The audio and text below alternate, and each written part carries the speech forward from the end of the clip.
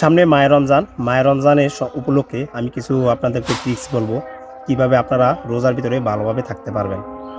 রোজা থাকার পরে রাতে সেহারি খাওয়ার পর সকালবেলা কিছু সমস্যা দেখা দেয়, যেমন গলা পোড়া বা গলা ব্যথা করা বা বুক জ্বালা পোড়া করা, গ্যাস্ট্রিকের সমস্যা দেওয়া, তারপর তারপর পেট ফুলে থাকার মতো সমস্যা দেখা দেয় বা পেটে গ্যাস হওয়ার মতো সমস্যা দেখা দেয়। আপনি এগুলা থেকে যদি নিরাময় পেতে চান তাহলে অবশ্যই পর্যাপ্ত পরিমাণে সেহারির সময় পর্যাপ্ত পরিমাণে পানি খাবেন। বিশেষ করে ২ থেকে ২.৫ লিটার পর্যন্ত পানি খাওয়ার চেষ্টা করবেন। আর ইফতারের সময় ভাজা পোড়া খাওয়া কম খাবেন।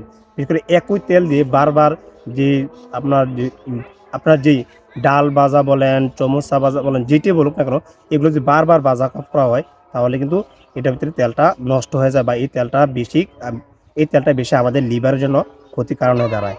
আরেকটি হচ্ছে, আপনারা যখন খাবার খাবেন একটু শাকসবজি খাওয়ার চেষ্টা করবেন, তাহলে আপনাদের যে বুকে জ্বালা পোড়া বা গ্যাস্ট্রিকের সমস্যাটা পুরোটাই কমে যাবে।